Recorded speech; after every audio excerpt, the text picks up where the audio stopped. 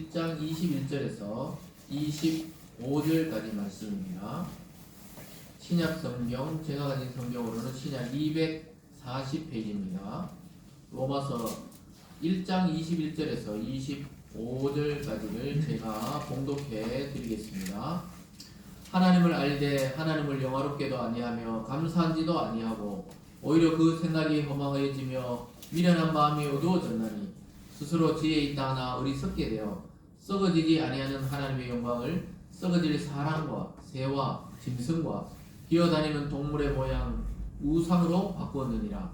그러므로 하나님께서 그들의 마음을 정욕대로 더러움에 내버려 두사 그들의 몸을 서로 욕되게 하셨으니 이는 그들이 하나님의 진리를 거짓 것으로 바꾸어 피조물을 조물주보다 더 경배하고 섬김이라. 주는 곧 영원히 찬송할 이시로다. 아멘. 기도하겠습니다. 사랑과 은혜의 하나님 아버지, 참으로 감사드립니다. 아기 예수를 이 땅에 보내주시고 우리로 그를 믿게 하여 주셔서 하나님의 자녀로 삼아주심에 감사드립니다. 하나님, 오늘도 그 은혜에 감격하며 예배드리는 저희들이 되게 도와주시고 오늘도 말씀을 통해 우리 영혼과 육신이 회복되며 하나님을 더욱 사랑하는 귀하고 복된 주일이 되어질 수 있도록 축복하여 주시옵소서. 감사드리며 예수님 이름으로 기도드리옵나이다. 아멘. 오늘 본문을 중심으로 나는 지금 무엇의 지배를 받고 있는가 라는 제목으로 말씀을 증거하겠습니다. 한 해를 보내면서 우리가 다시 우리 마음속에 무엇이 있는지 점검하고 또 우리의 신앙이 어디를 향하고 있는지 점검할 수 있는 기회가 되기를 바랍니다. 특별히 내일 주님 오신 성탄절을 앞두고 이 본문을 묵상하면서 왜 예수님이 어린 아기로 이 땅에 오실 수밖에 없었고 왜 인간에게는 복음이 필요한지를 잘 알려주는 본문이 오늘 이 본문입니다. 그래서 여러분, 오늘 이 말씀을 통해 내가 왜 예수를 믿어야 되며 왜 이 인류 가운데 예수님이 오실 수밖에 없었는지를 잘 깨닫고 믿음으로 성탄절을 맞이하는 우리들이 되기를 주님의 이름으로 축복합니다.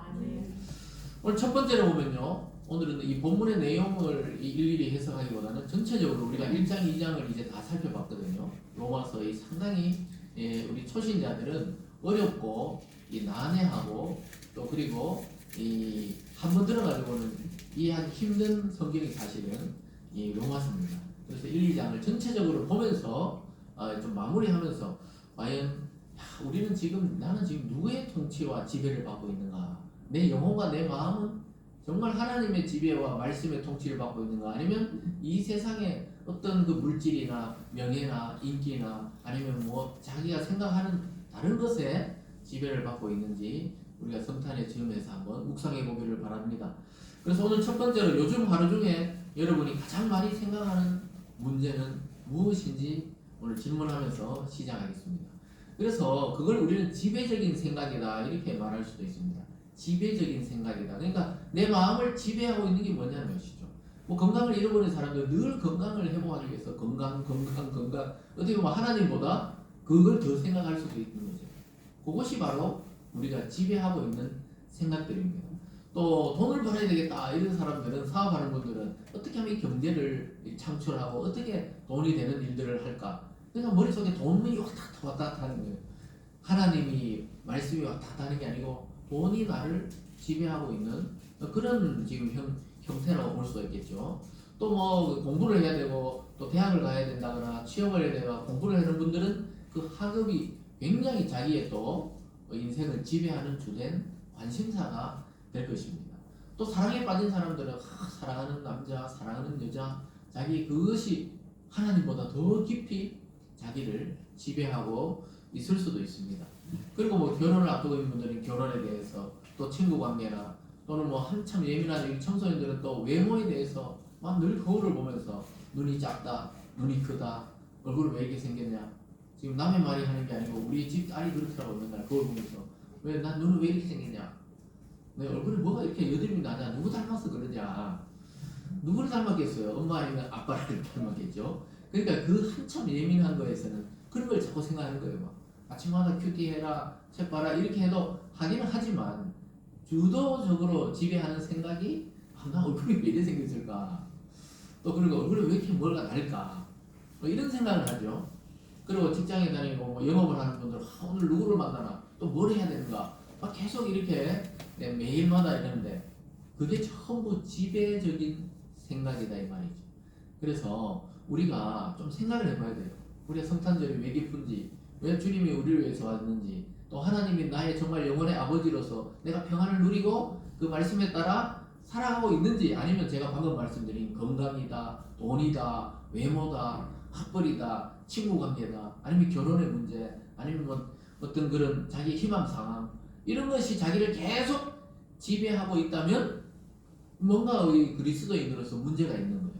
우리가 아플 수도 있고 또 괴로울 수도 있고 즐거울 수도 있지만 그게 지배적인 감정이 되면은 그게 그 하나님이 원하시는 그런 우리의 모습이 아닌 것이죠.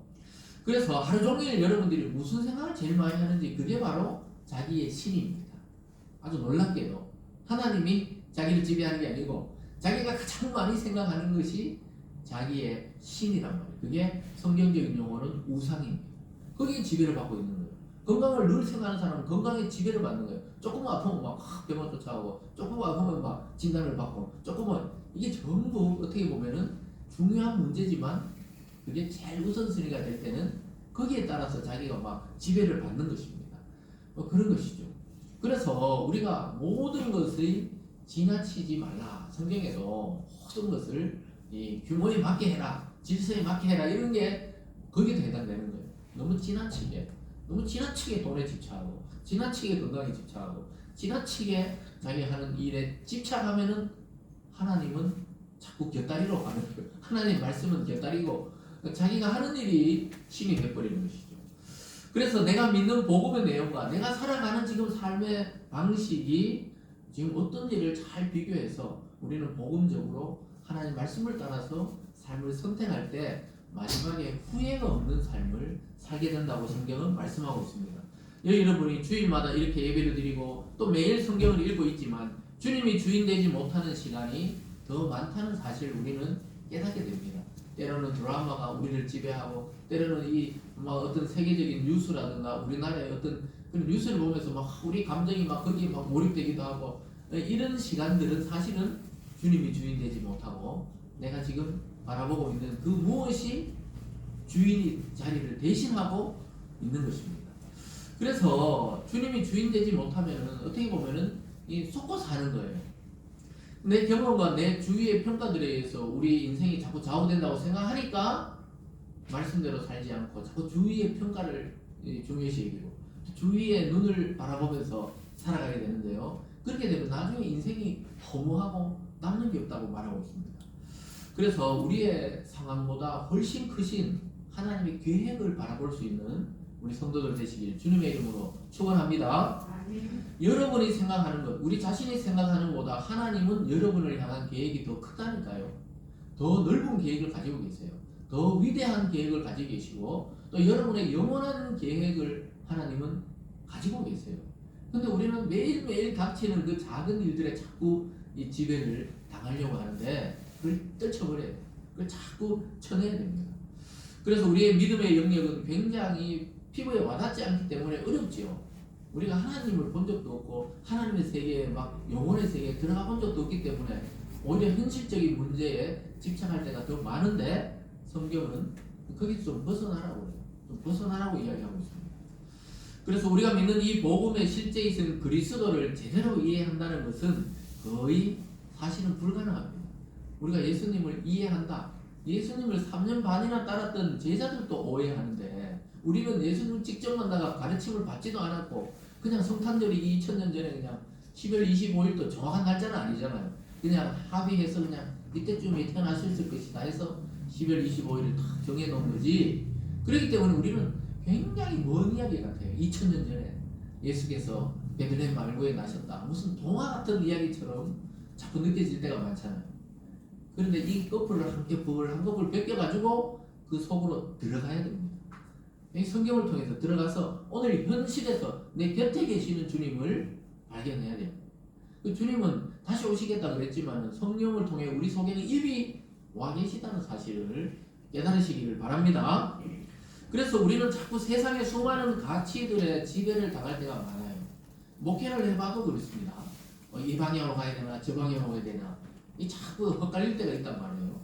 그런데 말씀을 깊이 묵상하다 보면은 이 주님의 길을 걸어가는 것이 그리스도인의 제자들의 이 특징이 될 수 있죠. 그래서 여러분 그럼 어떻게 해야 되냐? 지속적으로 하나님의 말씀을 듣고 이해하고 나의 것으로 삼을 때 이 세상의 가치의 지배를 덜 받게 됩니다. 아까 앞에서 말씀드린 그 수많은 그 건강과 학업과 또 진로와 또 결혼과 여러 가지 그런 문제들보다 말씀을 계속 들으면은 거기에 지배를 덜 받고 나의 길을 뚜벅뚜벅 걸어갈 수가 있게 되는 것입니다. 그래서 여러분 이 세상의 지배적인 사상이나 유행에서 우리는 자유롭지 못할 때가 많아요. 우리가 만약에 자유롭다면 지금 아직도 뭐 한복을 입고 설교해야 되겠죠. 이 조선시대 그 옷을 버리지 말고 그렇게 했어야 되는데 우리는 지금은 한복을 입고서 설교를 하잖아요. 예전에 초창기 우리나라에는 전부 한복을 입으시고 막 전도하고 설교했잖아요. 그게 뭡니까? 이 세상의 지배적인 문화가 이제 옷들이 바뀌었단 말이에요. 그런 걸 거부하는 건 아니에요. 그렇지만 그건 너무 집착하는 사람들이 있어요. 교회를 다녀도 이건 따라 해야 된다. 교회를 다녀도 이걸 해야 된다. 그렇게 너무 민감하게 그 세상의 유행과 문화를 따라갈 필요가 없다고 사도 바울이 계속 이해하고 있습니다. 오늘 본문에서 전체적으로 오늘은 해석하지 않습니다. 오늘 본문에서 보면은 모든 사람이 하나님의 존재를 본성적으로 알게 되어 있다는 거예요. 인간이라면 신에 대한 의식, 즉 하나님에 대한 감각이 다 있다고 성경이 말씀하고 있습니다. 근데 그 방향성이 잘못돼서 그렇지 모든 인간은 영혼에 대해서 생각하는 거예요. 그래서 자꾸 죽으면 좋은 데 가나 아니면 지옥을 가나 교회를 안 다녀도 그렇게 생각하는 거예요. 교회 안 다녀도 바다에 가면 용왕이 있고 하늘에 가면 옥황상제가 있고 자꾸 이런 생각을 하는 게 왜 그렇습니까? 신에 대한 감각이 모든 인간은 있다고 성경은 말씀하고 있습니다. 근데 그 방향을 바르게 찾지 못하니까 자꾸 종교를 만들어내는 거예요. 그래서 자기 그 어떤 종교심을 충족하기 위해서 종교를 자꾸 만들어내는 거예요. 근데 세상에는 수만 가지 종교가 있습니다. 우리는 대표적으로 뭐 기독교, 불교, 유교, 이슬람 이 정도만 알지만 실제로는 수백만의 이 작은 종교들까지 합치면 엄청나게 많은 종교들이 있는 것이죠. 그래서 인간들은 자꾸 종교를 만들어내는 게 왜 그렇습니까? 뭔가 우리의 육체 말고 다른 세계가 있다고 감각적으로 아는 거예요. 여러분도 그렇죠? 여러분도 어젯밤에 살짝 눈 감았는데 눈 떠보니까 아침이잖아요. 아니면 새벽이든지. 내가 자려고 잔 게 아닌데 어떨 때는 막 버티다가도 이 딱 잠이 들면은 그 잠든 그 시간 속에 무슨 일이 일어났는지 우리가 알지 못하잖아요. 그래서 뭐 그 시간에 꿈을 꾸기도 하고 또 뭐 그냥 막 이렇게 잠꼬대를 하는 분들도 있거든요. 자면서 뭔 꿈을 꾸는지 막 잠꼬대를 해요. 저도 막 어릴 때 보니까 저희 형님이 막 잠꼬대를 하더라고요. 옆에서 잠꼬대를 야 운전해 이러다 운전 자는데 운전을 하라 운전을 야 운전해 똑바로 운전 그럼 한참 운전을 하시려고 그랬는지 뭔지 몰라도 그래 막 그 소리를 하더라고요. 그 이를 부득부득 까시더라고. 예전에는 이 가면 어떻게 하라 했어요? 따기를 쳐주라 그랬거든요. 제가 형 따기를 쳐줬지. 이를 막 부적부적 깔고 있잖아요. 야 운전해 막 이렇게 하더라고요. 또 결혼해서 살아보니까 부인이 또 막 잡고들 하더라고요. 뭐 이런 소리 있잖아요. 정확한 말은 아닌데 막 이러더라고요. 그래서 저도 뭐 자면서 뭐 이야기를 했겠죠. 저는 코를 안 고는 줄 알고 저는 되게 잠을 곱게 잔 줄 알았는데 제 딸들이 이야기하더라고요. 코 좀 그만 고라면서 어느 날부터 코를 골더라고요. 그래서 제가 물어보니까 이 나이가 한 조금씩 들면 이게 안에 있잖아요. 이것도 약간씩 이제 늘어난대요. 목젖인가 뭐가 늘어나가지고 이게 콧소리가 난다 그러더라고요. 그래서 참 놀랍더라고요. 어느 날부터 코를 골더라고요. 제 아내도 여러분들이 뭐 아는 분도 있고 모르는 분도 있지만 굉장히 미인인데도 불구하고 코를 골더라고요. 절대. 그래서 미인은 코를 안 고는 줄 알았는데 코를 어느 날 이렇게 골더라고요. 그래서 근데 그걸 자기는 몰라요. 그래서 제가 몰래 녹음을 해가지고 그 다음날 들려주니까 자기 진짜 코를 곤다고 그때 이제 알더라고요. 코를 자기는 안 본다 그러는데 녹음을 해서 들려주니까 코를 고는구나. 지금 무슨 이야기 하려고 그럽니까? 사는 동안에 우리는 모르지만 시간이 흐르고 또 우리의 몸이 회복되어 가지고 아침 되면 새로운 힘을 딱 가지고 살아가잖아요. 그러니까 인간이 참 이 육체 덩어리만으로 구성되어 있는 것은 아니라는 것을 이 그런 무의식적인 세계를 통해서도 조금씩 알게 되는데 성경을 보면 인간 아주 복잡하게 동물과 다르게 하나님의 형상으로 창조되어 있기 때문에 인간은 굉장히 고등하고 영적인 동물이라고 성경은 이야기하고 있습니다. 동물이라는 것은 표현은 취소, 동물이 아니고 영적인 존재라고 이야기하고 있습니다. 그래서 우리는 죄를 짓고 싶지 않은데 그럼 왜 인간은 죄를 짓까? 오늘 두 번째로 보면 죄 이면에 죄가 있다는 거예요. 이것은 창조와 타락의 그 관계를 살펴야 돼요. 우리 창세기 때 이미 살폈지만은 인간이 원래 창조될 때는 영원히 사는 존재로 창조되었습니다. 믿습니까? 다 죽으니까 감각이 없어요? 여러분, 인간은 영원히 사는 존재로 창조되었습니다. 믿습니까? 아멘. 확신이 없어요. 그냥 몸만 그냥 싹 사라지면 좋겠어요. 모든 게 그냥.